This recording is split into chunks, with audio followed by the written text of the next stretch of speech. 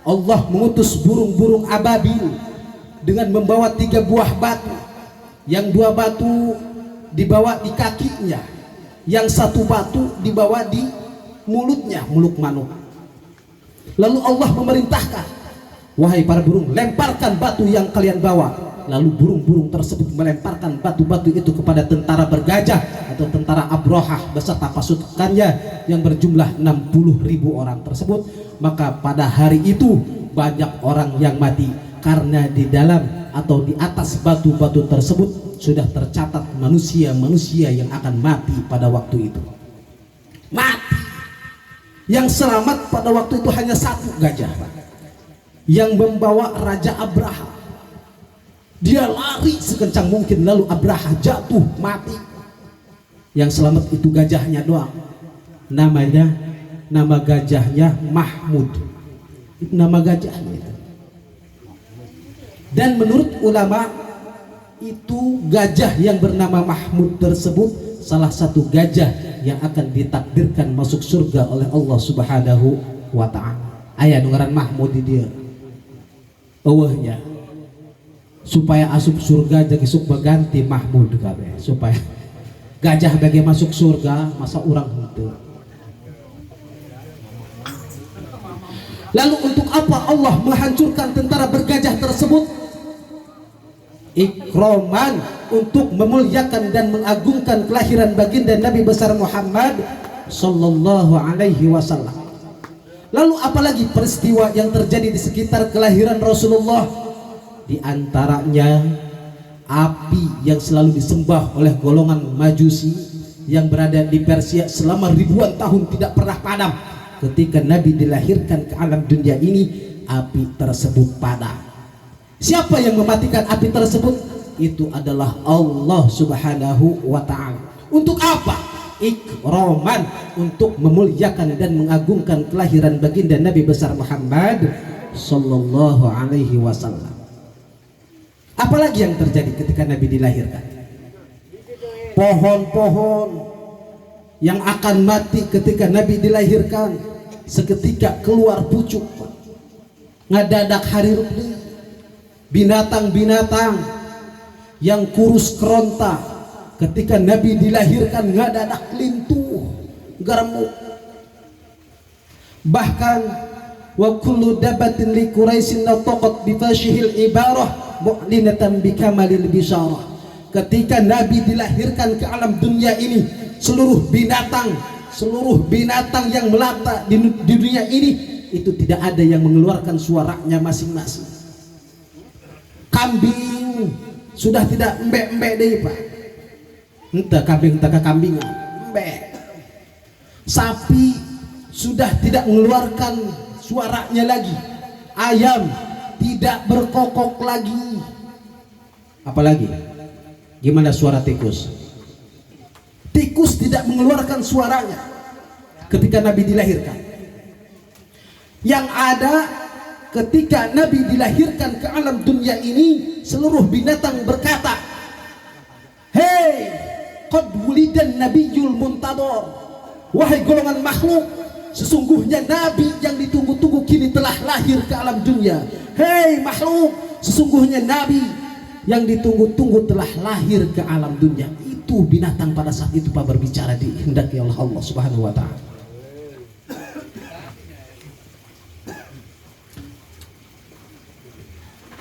Ngaripuhkeun ieu mah nya.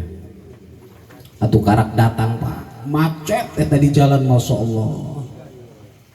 Henteu hujan mah nya panas, macet. Makana kesang gecan eureun tadi ya karak datang.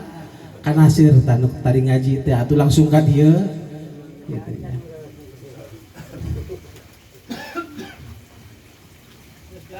Can dahar-dahar acan ya datang ka dia kalah langsung deh. Dahar moal kira-kiranya. Daharnya haru.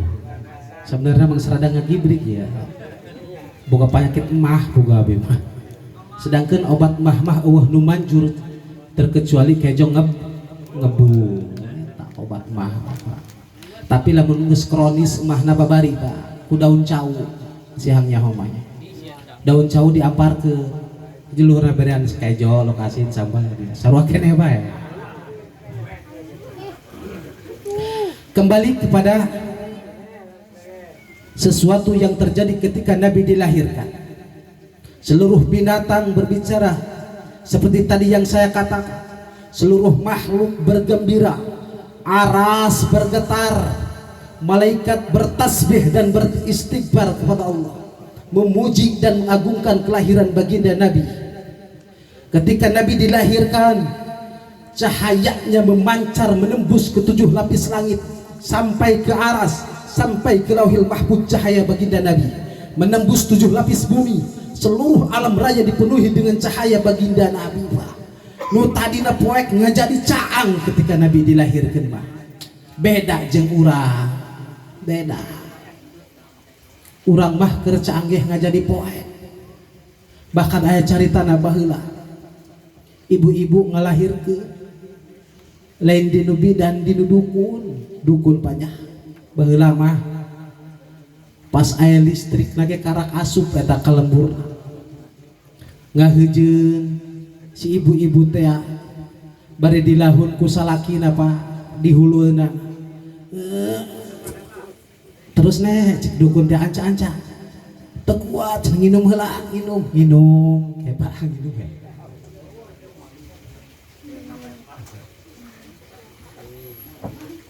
Sanggeus nginum cik dukun teh hayu tarik napas betenkeun jol we huluna nonjol. Nah dia huluna yang geus ditewak ieu mah ya cik dukun teh geura betenkeun sakali dipasti keluar ya hep pe mati lampu Pak dilesotkeun eta hulu orok ku dukun teh apa dia mati lampu kaget pupar papar gep be ditewak deui cik dina hate dukun teh oh ieu hulu orok kusabab mati lampu ngaleutikan kieu cenah ieu horeng mah hulu salakina eta mah nu ngalahun teh diburi katewak pan beda kaayaan urang dilahirkeun jeung kelahiran baginda Nabi besar Muhammad sallallahu alaihi wasallam. Terus apa tujuan Nabi dilahirkan ke alam dunia ini, diutus menjadi utusan akhir zaman, penutup para nabi? Apa tujuannya? Wa ma arsalnaka illa rahmatan lil alamin. Tepati-pati kami diutus, kata baginda Nabi, terkecuali untuk menjadi rahmat bagi seluruh alam. Dengan kasih sayang Nabi, Nabi merangkul pada orang-orang yang tidak setuju dengan baginda Nabi, yang membenci Nabi, Nabi rangkul mereka. Bahkan Nabi selalu dihina, dicaci, dimaki, dilempari dengan kotoran-kotoran onta, diludahi. Nabi tidak marah, karena Nabi diutus ke alam dunia ini untuk membawa rahmat. Lalu apalagi tujuan Nabi diutus ke alam dunia ini? Innama bu'istu liutammima makarimal akhlaq. Sesungguhnya aku diutus, kata baginda Nabi, itu untuk menyempurnakan akhlak. Kenapa? Karena memang pada saat itu akhlak manusia jauh dari tatanan syariat agama. Zaman jahiliyah, zaman pembunuhan di mana-mana, pelacuran, mabuk-mabukan, perjudian di mana-mana terjadi. Sehingga dengan perjuangan dan pengorbanan Nabi, Nabi mampu membawa umat manusia minaz zulumati ilan nur, dari kegelapan menuju cahaya. Nabi berhasil membawa umat manusia minad dhalalah ilal hidayah, dari kesesatan menuju jalan petunjuk. Itu Pak, dengan pengorbanan Nabi. Nabi berhasil membawa umat manusia dari kekafiran menuju keimanan. Lalu kenapa Nabi rela mati-matian, rela berkorban? Untuk apa? Karena Nabi sangat cinta kepada umatnya. Maka mudah-mudahan berkumpulnya kita di sini senantiasa menjadi satu bukti, satu wujud bahwa kita pun cinta kepada baginda Nabi besar Muhammad sallallahu alaihi wasallam. Kenapa kita harus cinta kepada Nabi? Sebab kata Nabi, man ahabbani kana ma'i fil jannah. Barang siapa umat manusia yang cinta kepadaku, maka ia akan bersamaku di surga. Mudah-mudahan kita semua nanti akan dikumpulkan bersama Nabi di surga. Amin. Bapak-bapak hadirin kaum muslimin rahimakumullah. Lalu kenapa kita harus cinta kepada Nabi? Karena Nabi lebih dulu cinta kepada kita. Kenapa kita harus rindu kepada Nabi? Karena Nabi lebih dulu rindu kepada kita. Mana buktinya? 15 abad yang lalu kurang lebih, ketika Nabi berkumpul dengan para sahabat, Nabi berkata kepada para sahabat, "Wahai para sahabatku, tahukah kalian manusia yang aku rindukan? Tahukah kalian manusia yang aku cinta? Tahukah kalian makhluk yang mulia, makhluk yang soleh? Apakah kalian tahu?" Kata baginda Nabi. Lalu kata para sahabat, "Apakah makhluk yang soleh dan mulia itu golongan para malaikat ya Rasulullah?" Kata Nabi, "Bagaimana mungkin para malaikat tidak soleh dan tidak mulia sedangkan mereka berada di sisi Allah subhanahu wa ta'ala?" Lalu siapa ya Rasulullah? Kata para sahabat, "Apakah golongan para nabi dan rasul?" Kata Nabi, "Bagaimana mungkin para nabi dan rasul tidak mulia sedangkan wahyu dari Allah diturunkan kepada mereka?" Lalu siapa? Kata para sahabat, "Ya Rasulullah, apakah kami sahabatmu?"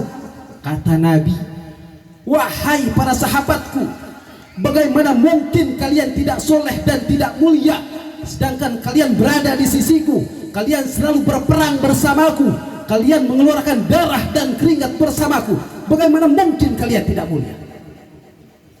Kata para sahabat, "Allahu wa rasuluhu a'lam." Allah dan hanya engkaulah ya Rasulullah yang lebih tahu. Maka ketika itu Rasulullah menundukkan kepalanya. Rasulullah mengeluarkan air mata. Air mata itu keluar sampai membasahi pipi dan janggut beliau. Lalu beliau berkata kepada para sahabat, "Wahai para sahabatku, jika kalian ingin tahu makhluk yang soleh dan mulia ini, mereka tidak pernah bersamaku, mereka tidak pernah berjumpa denganku, mereka tidak pernah langsung mendengar kata-kataku, akan tetapi mereka cinta dan beriman kepadaku." Siapa mereka? Mereka adalah umatku yang adanya di akhir zaman. "Tuba liman yaroni wa amana bih," kata Nabi. Sungguh beruntung orang yang melihatku lalu beriman kepadaku. Akan tetapi tuba, summa tuba, summa tuba, sungguh beruntung dan sungguh beruntung dan sungguh beruntung. 3 kali Nabi menyebutkan keberuntungan untuk mereka. Summa tuba liman lam yaroni wa amana bih, untuk mereka yang tidak pernah melihatku akan tetapi beriman kepadaku. Sah, orang can pernah ngelek kanjeng Nabi, tapi orang ngerayakan karena kelahiran Nabi. Eta jadi bukti cinta orang ka kanjeng Nabi. Mudah-mudahan orang sadar termasuk manusia-manusia anu masuk karena kategori manusia anu beruntung cik kanjeng Nabi. Amin. Lalu apalagi yang harus kita buktikan? Bukti wujud cinta kepada baginda Nabi. Sedangkan kini Nabi telah tiada. Perlu kita ketahui bahwa pada bulan 12 Rabiul Awal Nabi pun meninggal dunia, Pak. Pada tahun 11 Hijriah Nabi meninggal. Namun hari dan bulan tanggalnya sama. Lalu bagaimana lagi kita harus membuktikan cinta kita kepada baginda Nabi? Tentunya Nabi mempunyai pewaris, Pak. Siapa pewaris Nabi? Al-ulama warasatul anbiya. Ulama adalah pewarisnya para nabi. Maka ayo kita cintai ulama kita, sebab bila kita cinta pada ulama sama saja kita mencintai Nabi. Bila kita cinta kepada Nabi sama saja kita mencintai Allah. Begitupun sebaliknya, jika kita benci kepada ulama berarti kita membenci Nabi. Jika kita membenci Nabi berarti kita membenci Allah subhanahu wa ta'ala. Maka ayo kita cintai dan hargai ulama-ulama, ustad-ustad, guru-guru ngaji yang berada di sekeliling kita, Pak. Hargai dan kita hormati. Terkadang kita masalah kaprah, ustad dari jauh kita hargai habis-habisan terkadang, sedangkan ustad yang ada di depan rumah kita abaikan. Itu biasanya yang terjadi. Sedangkan kata Nabi, hati-hati Di akhir zaman nanti kata Nabi akan terjadi kepada golongan umatku di mana mereka membenci pada para ulama. Sayati zamanun ala ummati yafirruna minal ulama wal fuqaha.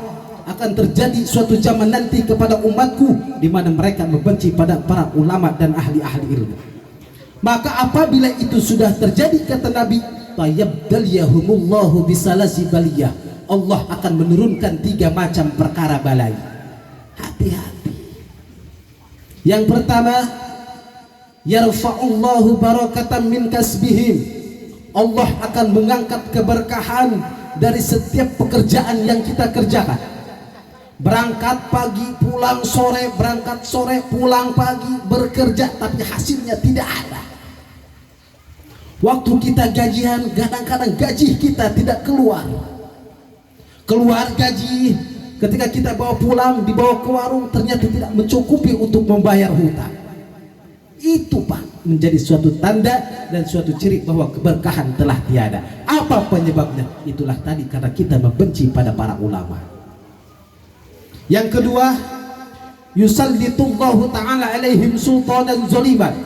Bila kita membenci kepada para ulama, membenci kepada guru-guru ngaji, maka Allah akan menjadikan di tengah-tengah kita pemimpin-pemimpin yang sangat zalim. Mari kita saksikan apa yang terjadi sekarang. Allah akan menjadikan pemimpin yang zalim. Untuk ibadah dipersempit, dipersulit, sedangkan untuk kemaksiatan dibuka lebar-lebar. Terjadi atau belum? Itu bagaimana kita menyaksikannya sekarang. Yang terakhir, yang ketiga, yakhruju minad dunya bighairi iman. Bila kita membenci pada para ulama, maka kita akan meninggal dunia tanpa membawa iman. Itu Pak yang paling bahaya. Yang paling bahaya yang terakhir ini Pak. Kita akan meninggal dunia tanpa membawa iman. Jika kita meninggal dunia tanpa membawa iman, maka tidak ada harapan untuk kita masuk ke dalam surga. Tidak ada harapan. Sebab modal utama untuk masuk surga yaitu ada iman di hati kita. Meskipun sekecil biji zarrah, iman itu ada di hati kita, kita tetap akan masuk surga. Hati-hati. Apa penyebabnya? Itu tadi karena kita membenci pada para ulama. Lu hade ke orang dia komo ya, misalnya di dia ayah nusok magahan, di jauh misalnya di mana be atau eta urusan urang, jin anak mas ulah titah gawe kukumah, tanyakeun tahan buka beas tahan teu geraan anteuran, ulah nanyakeun, ulah kudu nanyakeun, anteuran mah, isuk anteuran rokona duitna, jadikeun anak mas eueuh Pak. Di Lampung gitu, di Lampung ya karena itu kita karena ustad dong rarajin jasa ngurusan. Sebab hese Pak Ustad malamun geus ninggal baya ustad belum tentu jadi suk anu mampu ngaganti. Tapi RT kadus nanti kades paeh kuari atuh barbar jadi suk madala laptar loba jasa penggantian. Makanya anu paling rugi orang geus ditinggalin ke para ulama. Maka ayo saya mengajak kepada semuanya bapak-bapak yang ada di sini, dengan barokah kita mengadakan acara walimatul khitan sekaligus memperingati kelahiran baginda Nabi besar Muhammad sallallahu alaihi wasallam. Kita hormati kiai-kiai kita hargai guru-guru ngaji kita. Ibu bapak hadirin kaum muslimin rahimakumullah, berhubung waktu sudah malam dan kebetulan badan pun sudah hampir bergetar, capek Pak, capek candahar mungkin sakitu bae bila mana aya anu laresna eta semata-mata hidayah ti Allah pikeun urang sadaya.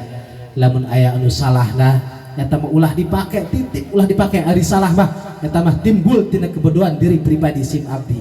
Akhirul kalam, hadanallahu wa iyyakum ajma'in. Summa assalamu alaikum warahmatullahi wabarakatuh.